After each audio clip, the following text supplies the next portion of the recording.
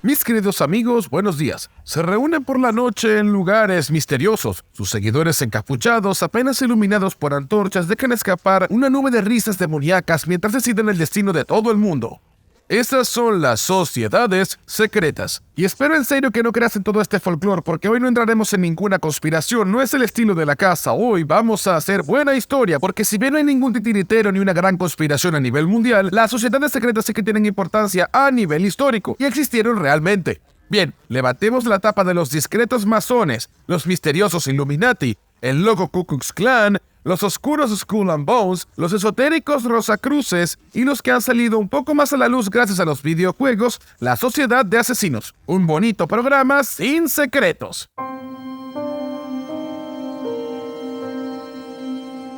Y empecemos con el pesado tema, ya que a los masones se les atribuye un papel muy importante en momentos clave de la historia, representando un poder político secreto responsable de todos los males de la Tierra. Históricamente, en primer lugar, la masonería como la conocemos hoy en día es muy reciente, ya que apareció solamente a principios del siglo XVIII en Inglaterra. Sin embargo, sus raíces son mucho más antiguas, ya que la versión inglesa de la palabra Freemason está atestiguada desde el siglo XIV. En aquella época, la palabra se refería a un albañil altamente cualificado para liderar una obra. Un saludo al capitán obvio, gracias. Los artesanos de la época, organizados en gremios, no podían desplazarse como querían, o sea, cerca de las obras. Los albañiles de la época establecían un hogar cerca del sitio llamado logia, y se reunían allí para discutir, intercambiar técnicas y aprender habilidades útiles para su oficio. Con el tiempo, estas logias habían acogido progresivamente a otras personas que no trabajaban directamente en la construcción, y se volvieron lugares de debate más o menos filosóficos. Basados en la solidaridad y en la ayuda mutua, estos grupos aceptan cada vez a más personas, pero para entrar debe ser elegido por uno de los miembros existentes. En 1717, 4 logias se fusionan bajo una gran logia en Londres. Es el nacimiento de la masonería moderna.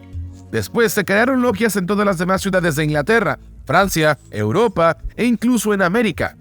Gracias al gran poder de atracción e incluso a un efecto de moda, reúnen a las élites cultas de la Ilustración.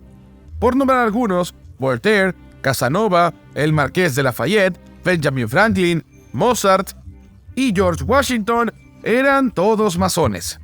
Muchos revolucionarios franceses también eran masones, y las teorías de la conspiración se han afirmado desde 1797 que la Revolución Francesa fue iniciativa suya, olvidando en el proceso que habían decapitado a la organización, tanto en sentido figurado como en sentido literal, porque muchos hermanos pertenecían a la nobleza. En el siglo XIX, la masonería siguió creciendo en cada continente, pero se dividió en muchas ramas que se llaman obediencias. Proporcionan laboratorios de ideas donde, gracias al secreto de las discusiones, se pueden considerar libremente temas audaces. Así a menudo se evoca el papel, pues, de la organización en la instauración del laicismo en Francia, porque estamos muy lejos de lo religioso, pero aún así las ceremonias parecen bastante misteriosas para aquellos ajenos a la masonería, porque la simbología está presente en todos lados. Yo mismo tuve la oportunidad en mi vida anterior de firmar una gran logia masónica para un increíble reportaje. Y son extraños. Hay símbolos que se relacionan con la arquitectura, por supuesto, como la escuadra, el compás, la plomada o incluso Dios, llamado el gran arquitecto del universo. Pero en los templos masónicos los rituales toman prestado de la Biblia, de la alquimia, del antiguo Egipto e incluso de los templarios. Los miembros, llamados hermanos, utilizan signos para reconocerse. La masonería es, de hecho, una sociedad iniciática en la que se asciende por diferentes rangos a medida que se progresa la elevación moral y la experiencia masónica. Primero aprendiz, luego oficial y finalmente maestro. Los masones aman los juegos de rol. Además, este documento, que data de 1876, no es ni más ni menos que un certificado de maestro masón. Siendo de una sociedad secreta, ya me estás dando demasiada información, ¿no lo creen? Y podemos preguntarnos, ¿se sabe todo sobre la masonería? Pues no del todo. Siempre hay que guardar 2 secretos. En primer lugar, lo que se dice en reuniones. El albañil no puede repetir nada para permitir una total libertad de expresión y opinión durante los debates. En segundo lugar, debe guardar absoluto secreto de su presencia en la orden. Todo el mundo puede declarar que pertenece a la masonería y esto es bastante habitual. Pero a nadie se le permite revelar el nombre de un hermano o hermana. Porque sí, también hay logias femeninas. Y esto es algo que ha cambiado mucho con el tiempo, porque en el pasado ni siquiera tenías que admitir ante tu familia, tus parientes o incluso tu cónyuge que pertenecías a la masonería. No decías nada, pero era un poco raro que decías, hey, voy por el pan, y pasaban 4 horas, y no volvías, y luego, había mucha fila en la panadería. Ante esta discreción, se acusa a la masonería de todo lo contrario, de ser anticatólica o antiprotestante, de favorecer al diablo o de ser demasiado sumisa ante Dios, comunista o capitalista, favorable a los judíos o antisemita, etc. La verdad es que hay tantas ramas de la masonería como en la sociedad convencional existen personas. En el espectro político hay logias de izquierda y logias de derecha, por ejemplo. En cualquier caso, desde el principio del movimiento masónico, la iglesia lo percibió muy mal. Llegaron incluso a ser excomulgados. La primera condena del Papa ocurrió en 1783 y no fue suprimida hasta 1983. Los francmasones también son perseguidos por regímenes totalitarios. En la URSS se le consideraba una organización de corte burgués. Los nazis la prohibieron en 1935, mientras que Franco en España llegó a juzgar a masones que hace tiempo habían muerto. Hoy en día hay cada vez menos masones en el mundo. En los años 70 había unos 7 millones de masones, mientras que hoy en día hay solamente entre 2 y 3 millones en todo el mundo, 2/3 de ellos en Estados Unidos. Y ten en cuenta que esto solamente es una estimación, porque dar números exactos es bastante complicado, porque entre obediencias no se comunican los números. En Francia hay 22, así que esto no está tan mal. Si tuviésemos que resumir a la masonería, diría que es una especie de club filosófico u orden iniciática, una comunidad solitaria y fraternal, un lobby político, una red de personas influyentes. Una especie de grupo de gente importante. Realmente es un poco de todo eso y a la vez, sobre todo, una sociedad más discreta que secreta en el fondo. Por otra parte, los masones han sido una gran inspiración para la siguiente sociedad secreta de la que hablaremos hoy, los Illuminati. Y a partir de ahora desarrollaremos menos a cada sociedad secreta porque se organizan de forma más o menos idéntica.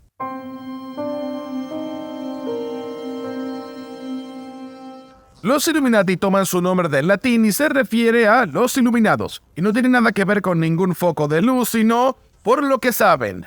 Al igual que los masones, que los inspiran en gran medida, es un grupo de librepensadores creado en 1776 en Baviera por un antiguo jesuita. Estos intelectuales, entre los que se encuentra el filósofo Goethe, quieren cambiar las cosas difundiendo la idea de la ilustración y en particular aportando más a la igualdad. En su apogeo, la Orden Illuminati pudo haber tenido 1500 miembros identificados divididos en 13 diferentes rangos. Si también les gustan los juegos de rol, habría que ver si en World of Warcraft no hay gremios de masones que están aprovechando para jugar un poco. Porque digo, es un poco más discreto que 50 tipos con una antorcha vestidos de negro en un sótano parisino conversando de repente. 1500 miembros para un grupo secreto es un número que empieza a alertar a las autoridades bávaras y posteriormente a los estados alemanes. Los masones también los miraban con mucho desdén, sobre todo porque los Illuminati no fueron los últimos en infiltrarse en las logias masónicas existentes. En Baviera, el elector de Baviera también desconfiaba de ellos. Los considera conspiradores y revolucionarios en potencia, así que decide prohibirlos brutalmente. El 2 de marzo de 1785, los Illuminati son procesados en masa e incluso perseguidos. La sorpresa es total. Casi todos detienen sus actividades de golpe y algunos incluso denuncian públicamente a la antigua organización, presas del pánico y de la persecución que se cierne sobre ellos. Al año siguiente de la prohibición, de repente Goethe declara que cada asociación secreta sea erradicada, cualquiera sea el resultado. Algunos Illuminati le escriben a Benjamin Franklin, que era masón, como hemos dicho, para preguntarle si se pueden refugiar en los Estados Unidos.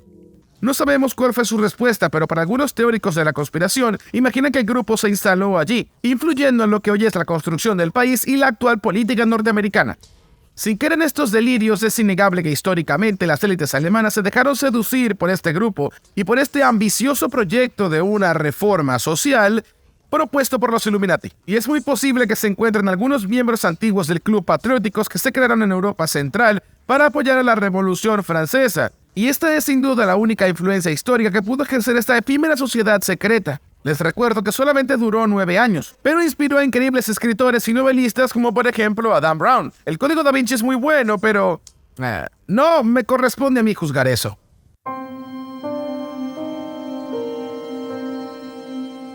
El Ku Klux Klan nació de una derrota de los estados del sur de los Estados Unidos durante la Guerra Civil.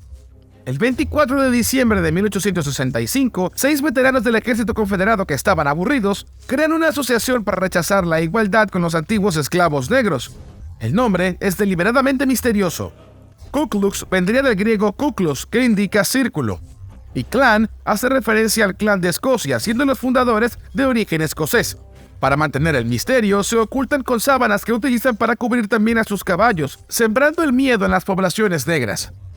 Pero la idea arraiga en el campo sureño, y en 1867 los fundadores piensan que ha llegado el momento de estructurarse.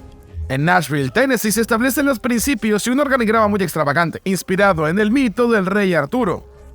El líder de la orden, el gran mago, es el general Nathan Bedford Forrest, que sirvió en el ejército confederado y se había enriquecido con la venta de diferentes esclavos. Por cierto, hay una pequeña referencia para Forrest en la película de Forrest Gump, en la que su madre lo nombra Forrest en honor al simpático general Nathan Bedford Forrest.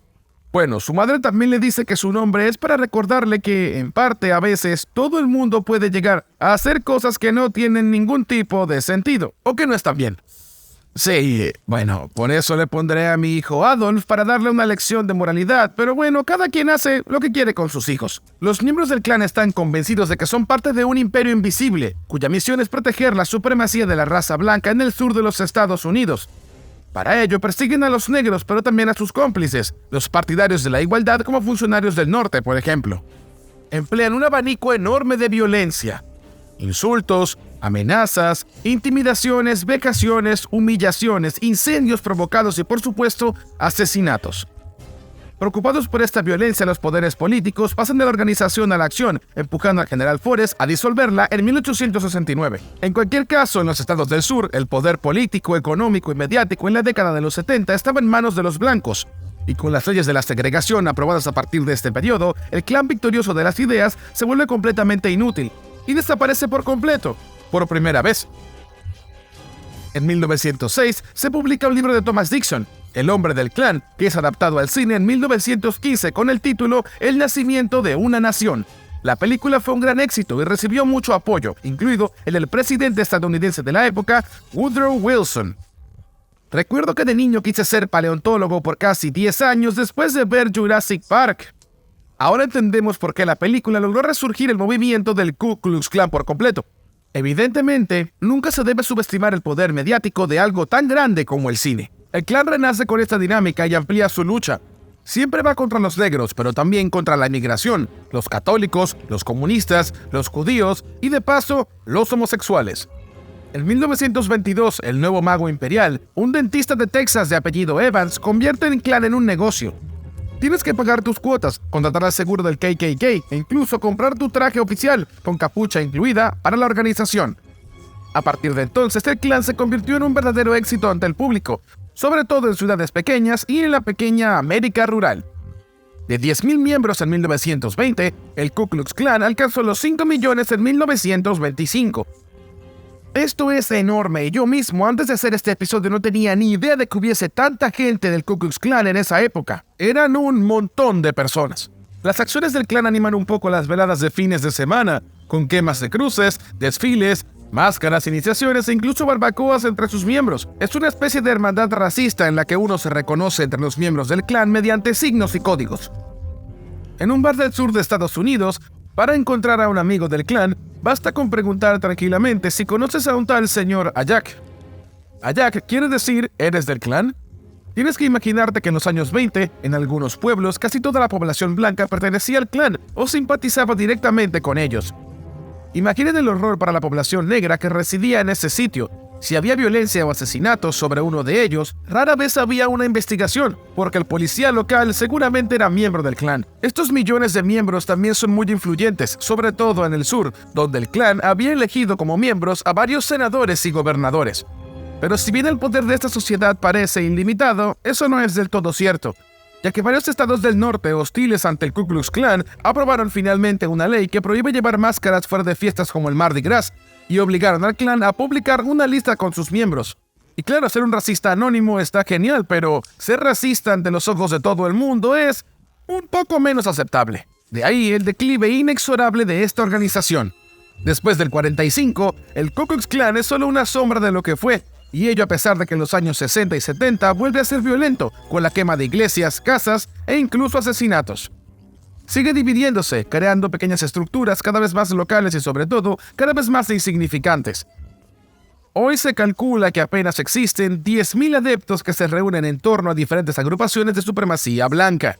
Siguen siendo demasiados, pero mucho menos que 5 millones de personas. Skull and Bones, calaveras y huesos. Nos quedamos en Estados Unidos para la siguiente sociedad secreta, Skull and Bones. Esta es seguramente la sociedad secreta más secreta de todas. Sus miembros tienen totalmente prohibido hablar de ella. Y detente ahí, no tiene nada que ver con el club de la pelea ni con un grupo de piratas, sino con una fraternidad de estudiantes de la Universidad de Yale, una de las más importantes y prestigiosas de Estados Unidos. Este grupo fue fundado por un tal William Huntington Russell en diciembre de 1832. Seguía el modelo de una sociedad secreta alemana, país que en aquella época estaba muy especializado en el género y en el que Russell había estudiado durante un año. Se llama Skull and Bones, también conocida como Capítulo 322 o la Fraternidad de la Muerte. Promete un ambiente bastante agradable, alejado de lo que vemos en la típica película norteamericana, el beer pong y concurso de calzoncillos mojados. Cada año, los miembros del club se acercan a 15 estudiantes del último curso. Obviamente se elige a los más prometedores, los más poderosos y los más brillantes académica y deportivamente. Durante mucho tiempo fue un grupo de hombres nada más, pero desde 1991 aceptan mujeres en pequeños incrementos. Una de las razones fue evitar los pleitos que pondrían en evidencia en la organización. Para la iniciación encontramos un decoro habitual. Los futuros miembros, llamados caballeros, tienen que seguir todo tipo de ritos de iniciaciones, uno de los cuales consiste en contar cada experiencia sexual y en otros besar a una calavera y adorar al número 322. Esta sociedad secreta en particular es muy rica. La asociación Russell Trust, que es su razón social, posee una fortuna estimada en varios millones de dólares, incluida una isla privada en la frontera canadiense. Circulan muchas leyendas entre Skull and Bones. Se dice que 6 hueseros, entre ellos el abuelo de George Bush, robaron los huesos del jefe indio Jerónimo en 1917 y los guardaron en la sede del club. Es bastante discutido entre historiadores, pero el caso es que el bisnieto del Apache demandó a la universidad en el año 2009, sin éxito, ya que el caso se archivó en el año 2010. Como en cada hermandad estudiantil, Skull and Bones existe únicamente con un propósito: colocar a los miembros en puestos importantes para que luego se den el paso a otros miembros. Y funciona bastante bien, ya que hay bastantes hueseros muy famosos. Entre ellos 2 presidentes, Bush, George Sr. y George Bush. Henry Luce, el fundador de la revista Time, el ex candidato presidencial demócrata John Kerry, y más ampliamente senadores, jueces, banqueros, deportistas, artistas y funcionarios de la CIA. Impresionante, pero también bastante habitual, ya que el mismo tipo de fraternidad puede encontrarse en otras universidades muy prestigiosas como el Flight Club de Harvard, por dar un ejemplo. En cualquier caso, hay muy poca investigación sobre Skull and Bones y la información fiable es muy escasa, así que ya saben todo lo que podemos saber realmente al respecto.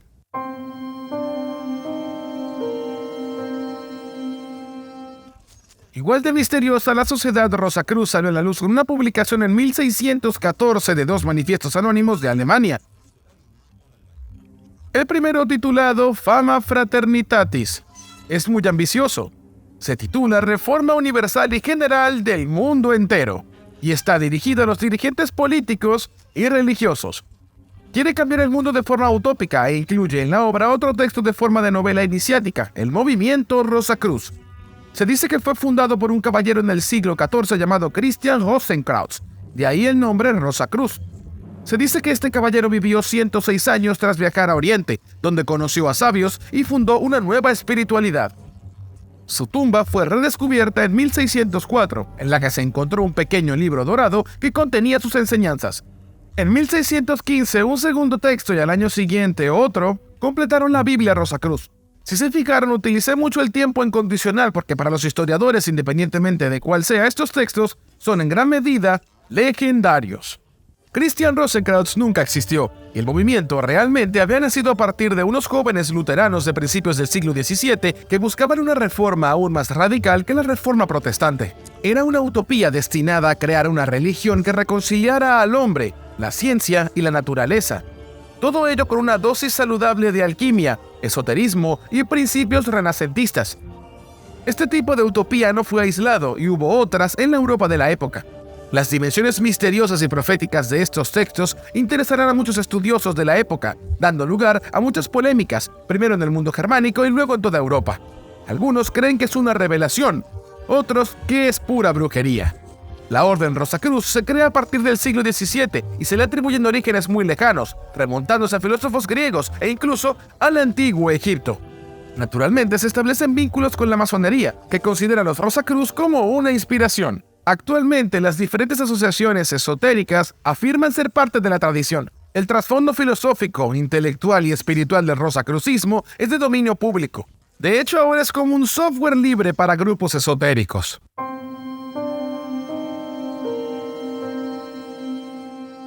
Para cerrar este programa, iremos con una sociedad secreta / secta que conocen seguramente gracias a la saga de Assassin's Creed, los asesinos. Para comprenderla un poco mejor hay que remontarse al conflicto entre las dos ramas principales del Islam, los suníes y los chiíes, durante las guerras que se enfrentaron a finales del siglo VII, y aún ahora, por cierto, los chiíes son derrotados.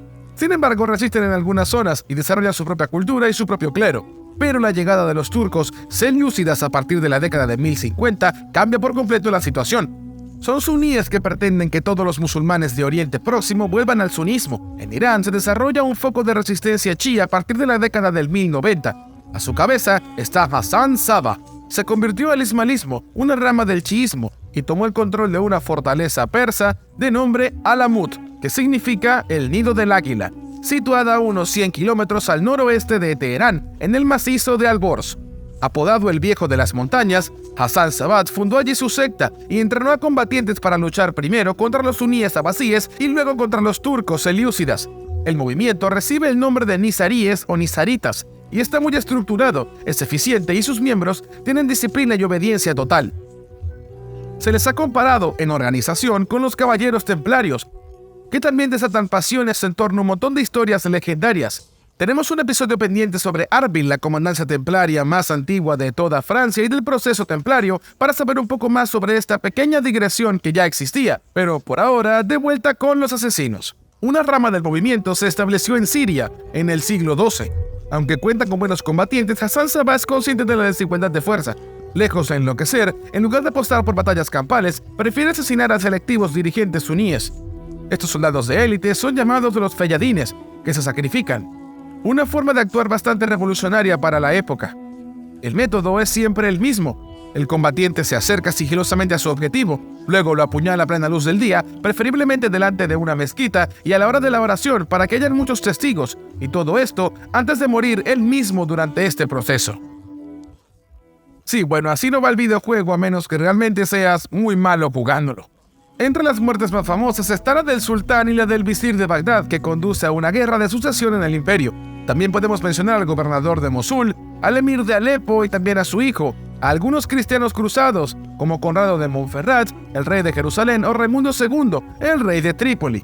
Pero la mayoría de muertos son suníes. Así que en comparación con el juego estamos muy lejos de la hecatombe templaria. A veces es fácil culpar a los asesinos, y por paranoia o interés político les atribuimos que no tienen nada que ver con ellos. Y al mismo tiempo hay muchas leyendas sobre la orden de asesinos. Este tipo de historia a menudo se hace pasar por una tesis legítima.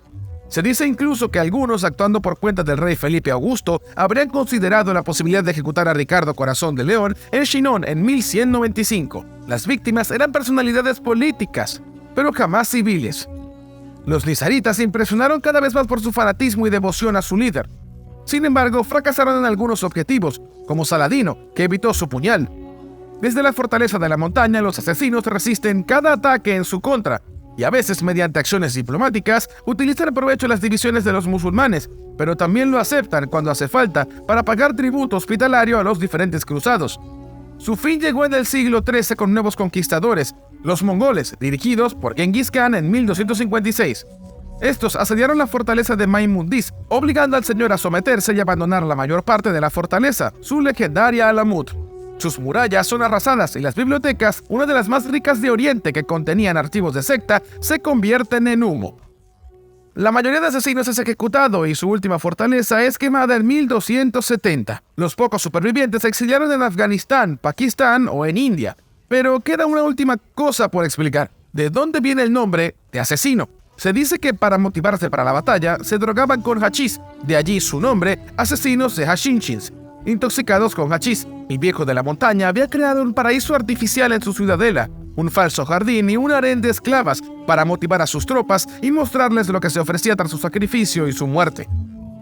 La visita se hizo entre el humo y el hachís, y no vamos a mentir, el hachís no es la droga que yo utilizaría para incitar la violencia entre diferentes personas. Con un poco de Bob Marley o Doc Gineco encima y quizás nunca se hubiese hecho tan famoso. En cualquier caso, este origen del nombre derivado del hachís viene de un error etimológico. Las fuentes orientales no mencionan nada en absoluto de esto. En cambio, Marco Polo, que pasó 15 años en la región después de la desaparición de los asesinos, relató esta leyenda. Pero él no conocía la secta y se contenta con difundir leyendas sobre ella.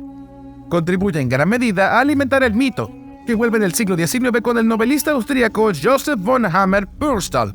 Luego en el siglo XX por un autor esloveno, Vladimir Bartol, en su novela Alamut de 1938, y finalmente en la década de los 2000 con la saga de videojuegos Assassin's Creed. En último caso, esta sociedad secreta era un poco menos secreta, pero se mantuvo en el tema según a que debido a las leyendas que lo rodean, hay un montón de secretos que se cuentan. Gracias por ver este episodio donde hemos desmontado algunas ideas preconcebidas y gracias a Stefan Genet por preparar este programa. Espero que les haya gustado este episodio, síganos en redes y nos vemos luego para una nueva aventura. Hasta pronto.